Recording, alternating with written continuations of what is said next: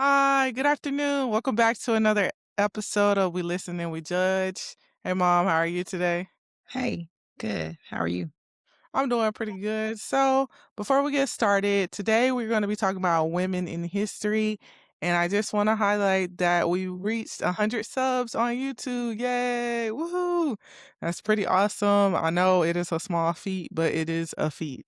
We've been trying to grow the podcast and reach, beyond our core, people and community. And we've started to get some impact and reach out to people that are all across the United States, even people in different countries. So it's good to see.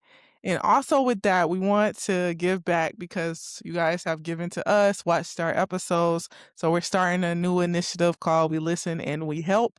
It is going to be the community service philanthropy piece of our podcast business.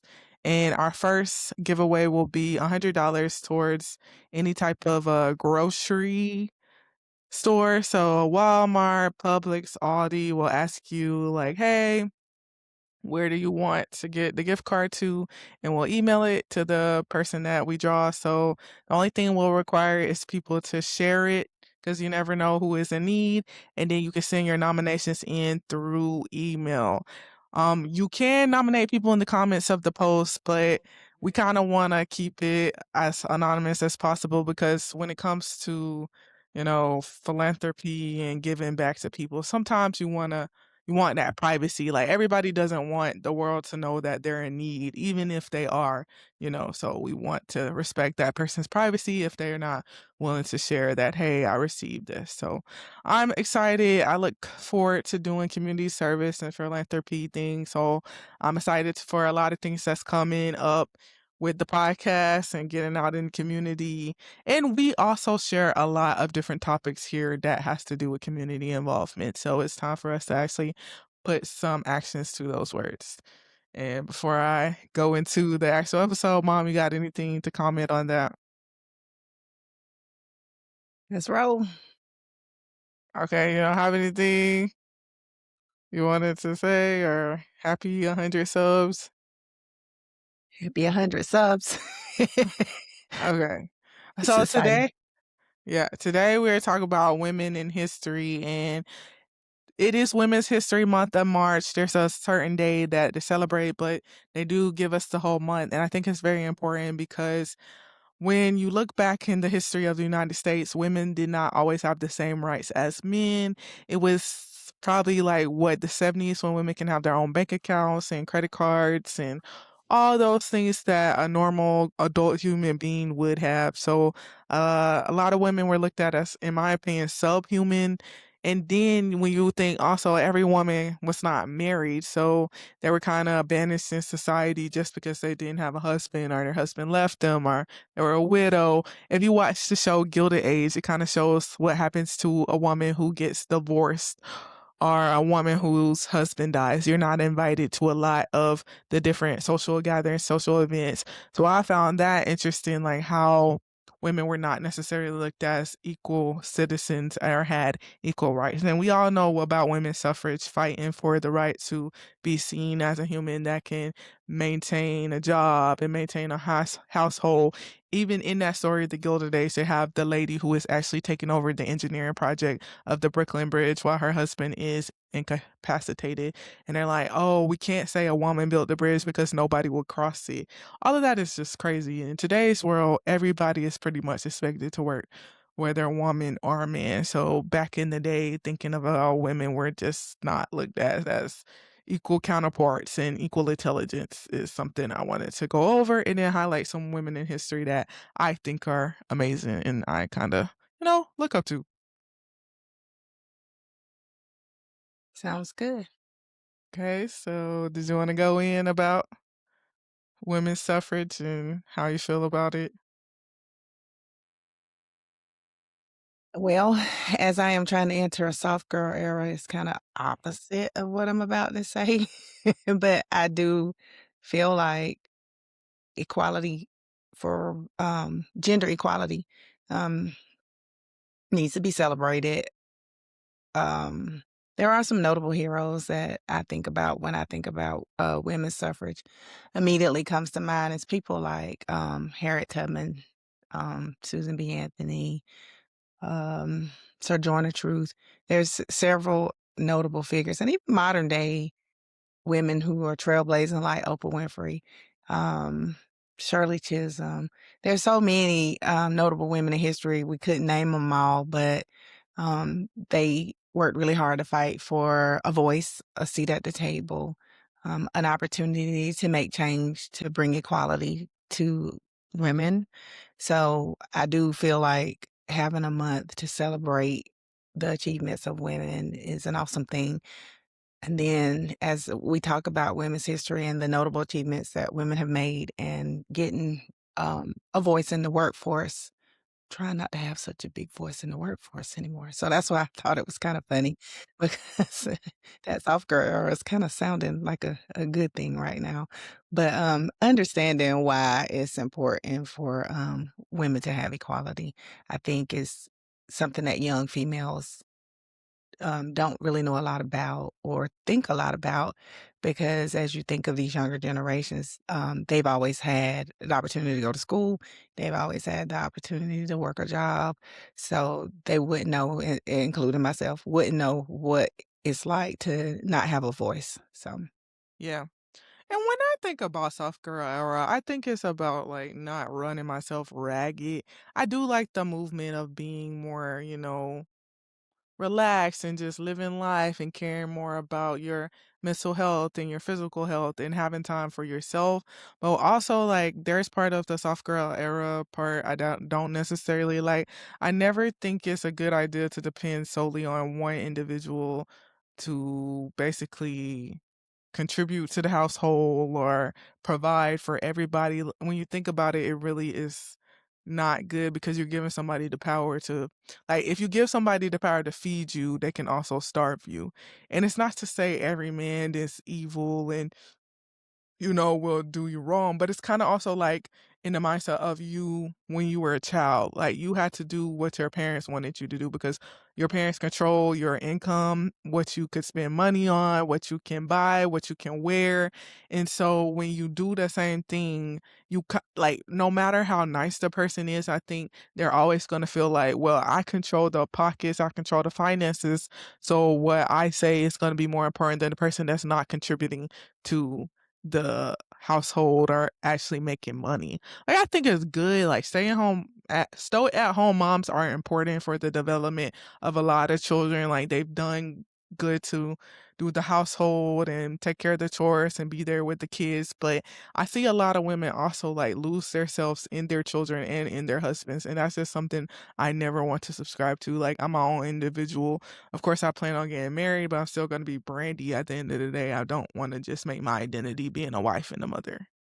and it would look different, I guess, depending on where you are in life. I mean, for me, it wouldn't look the same as for you because I've Mhm. already raised children. So it's Right. when I say soft girl era, it would look nothing like yours. When Mhm. I say it, it literally is, do I even really want to sit at the table anymore? I mean, do I want to have to argue a voice for those who I feel like need a voice? Right. Am I tired of the struggle? Yes. So my Yeah. software era looks way different from yours. So when I say it, I don't mean having to depend on anybody for food or taking care of Yeah. me. When I Yeah, say it, I I say know that's I not what you mean. I'm yeah, talking about, like, my thought when I say it, social it's media. like you think about people like Shirley Chisholm, who was the first Black woman in Congress. Just imagine how tough that was and how hard you have to go in the paint for everybody Right. when you don't look like everybody else and when you bring perspectives that they wouldn't understand. Um, that's what I mean when I say soft girl era and working, and because we fought for a seat at the table, we fought for the rights to have equal um, opportunities when it comes to work, when it comes to finances, all those things. But I don't know, I'm just kinda wanna Yeah. chill, you know? Well, I That mean, that's my thought process when I say it. I think we have the same idea of what it should be. I'm referring to social media's version of soft girl or like those women that basically femininity coaches that teach women to find a man that can take care of them and, like, provide, and then you stay home. Like, I know that that's not necessarily what you're saying in your soft girl era, but what I'm addressing is, like, the different versions of soft girl era, and there's, like, women just wanting to be free and just wanting to live life and enjoy more of the fruits of their labor and work more on their mental, physical health, and, like, basically pour more into themselves than they are pouring into other people. So we are saying the same things for our version of soft girl era, because I too, like, I do want to advocate and I do want to get out into the community, but I also don't want to feel like that is something I have to do. Like, if order in order for me to, get a raise or get promoted, I don't want to feel like I have to, like, stomp the ground and shake the table and let everybody know I'm here, I'm loud and proud. I don't necessarily want to do that. I just want to be me and live my life, and when I wanna stand up for something, I wanna stand up, and when I wanna stand down, I wanna stand down and still be able to live a great life. I don't think everything has to be a fight. Everything doesn't have to be like, "Oh, we gotta do this to get to the next step. We have to advocate." Like, I kinda agree with you, like, it's a lot of advocating for yourself all the time, when really everybody should just be able to do what they're supposed to do and reap the benefits of that. It's so many times where you do a good job, you put in the work, and then you're looked at as a woman and, well, she really can't lead people, and there's so many biases against women in leadership, especially in, like, supervisor positions. It's always like, "Oh, I don't want a woman." I see that on social media too. "I don't want a woman manager because they're emotional." Well, I work with mostly men. Let me tell you, men are emotional too. It's actually exhausting. It's like sometimes I just wanna say, "Get over it." But I don't wanna minimize anybody's feelings and just assume, like, 'cause you're a man, you don't have it. At the same time, like, that judgment that women are the more emotional sex is just totally a fallacy in my opinion. But I Yeah, think and we're when I saying think the about same Women's things. History Month, though, I feel like the whole point of it was to, honor women, notable women who did fight for a seat at the table, who went through, suffrage and Mhm, fought for equality to make sure that women did have a place and a voice when it comes to mm, business, when it comes to religion, all the things where men kinda just were at the head of all of it and women was to be cute and mute. Um, I'm just saying, cute and mute don't sound so bad now that you done gone through a life of trying to make sure equality happens for everybody and working mhm. hard for others and making sure that others have, opportunities. When you get to the end of that, you're like, "Mm, okay, maybe I can be cute and mute for a little while and be alright," you know? So that's where I was coming from. Yeah. Yeah, and I'm agreeing with that, and I'm saying, in my opinion, the definition of feminism is to be able to choose as a woman what you wanna do. You can be cute and mute, or you can be loud and proud. Either way, it should be respected, and it shouldn't be diminished just because you are a woman. Everybody has opinions, everybody has thoughts, and over history, it's been looked at as women don't have as much rights or intelligence to give their thoughts and their opinions. Well, I think we should be in the era where my gender does not define my intelligence, nor does it define my emotional intelligence, or what I can do and what I can contribute. What I do and what I can contribute should define me.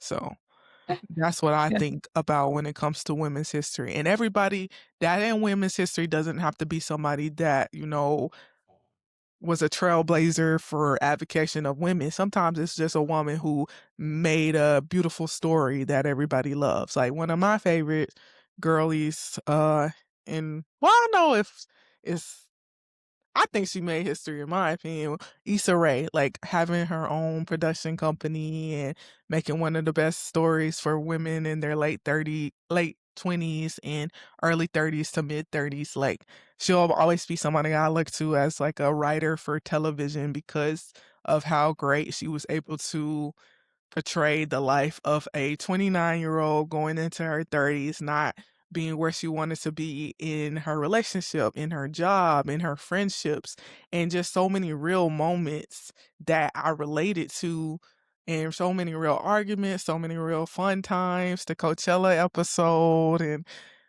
it was just a beautiful thing to see. Even like the one line that nobody will forget who is a Drake fan that went to college, and the guy Daniel was like, "I know you love Drake," and she was like, "How?" And he said, "All black girls who went to college love Drake." And I just think it's funny because we did love Drake when we were in college and we were going to these kickbacks and parties. He was on everybody's playlist, so it's just a good show, a feel good show that I love to watch and tune in and reflect and kind of see like myself in that television show. And that's my woman in history that I like to highlight today. So we're highlighting a woman in history now? Yeah, I mean, if you want to. I want Okay, well, I highlight my mom, and my Okay. grandmother, just real strong women in my family. I always look to family anyway when I'm looking for, just to how to pattern my behavior, how to, move as a wife, as a mother. So I highlight my mom and my grandma for their strength and, just them understanding how to navigate the world, navigate social, injustices, navigate the workforce, and still be strong, and still raise children, still be, wives wives and mothers, and so I just always look to them, as my sheroes and, the hard work that they put in, and they, just are always practical, just and give you great advice, just and really care about their family, just go hard, just go real hard for their family. I think that's where I get it from, just whatever a child in your family needs, you just gonna do what you gotta do, gonna try to make sure they're straight and look after them, and so I would like to highlight my mom and my grandmother, Sally. I think both of those are,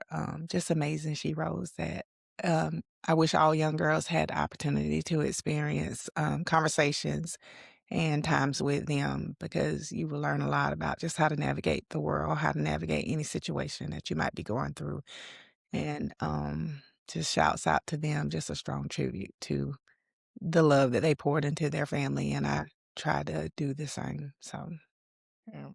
And you said grandma actually made history too and met her, right? I think you were telling me My about that. mom, Yeah. she was the first Black female principal, um, in I guess, what is segregation era when the Mm, schools, integrated. So, okay. That's yes, nice. So shout out to grandma, a woman in history. absolutely. All right. So before we move on, we'll talk about before we end, we'll talk about what we're listening to. And I want to highlight a woman, Janae Aiko, her song While We're Young. I was listening to it yesterday on the beach, and it is a great song. It's like part of the soundtrack of the show Forever. It's just really, if you're, in love and basically building a relationship and building a life with somebody, it's a beautiful story about that. And I was all in my feels yesterday on the beach having a nice romantic picnic, so that song came on and it made me smile. Well, listening to, I have been watching, on TV my series finale or not series finale, season finale. Cross, we just finished the season finale of Cross, and then, Paradise. The season finale of both of those hit in the same week. So, looking for something else to watch. Audience, if you got any suggestions. A suggestion was made to me, but I don't have Apple TV.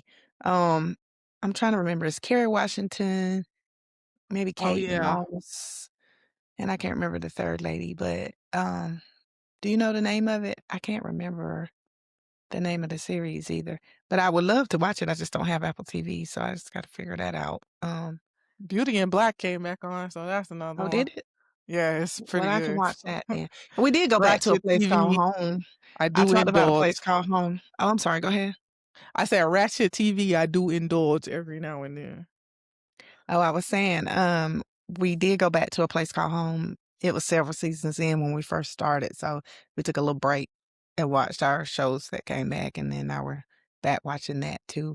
And we did watch one on Netflix called The Gentleman. It's pretty funny. it's only 1 season so far, and I didn't look to see on the internet if it was renewed for a 2nd season. I hope so, but it's pretty good. It's about, 2 brothers and a sister whose father died, so now the older brother no, it wasn't older brother. The older brother should have been the heir to mostly everything and become the duke, but actually the younger brother did because the daddy didn't trust the older brother to do the right thing, but it's pretty funny. The daddy was, involved in a lot of things he shouldn't have been, and it kinda got passed down to the children, so they stay in some mess, but, it's called A Gentleman. I've recommend check that out, it's kinda hilarious. Okay. And did you have a judging you? Not this week, I didn't. Okay.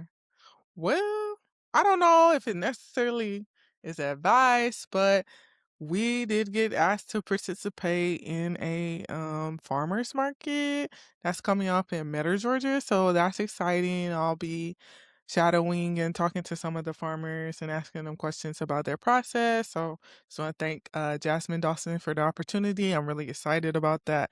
I actually really love the farmers market.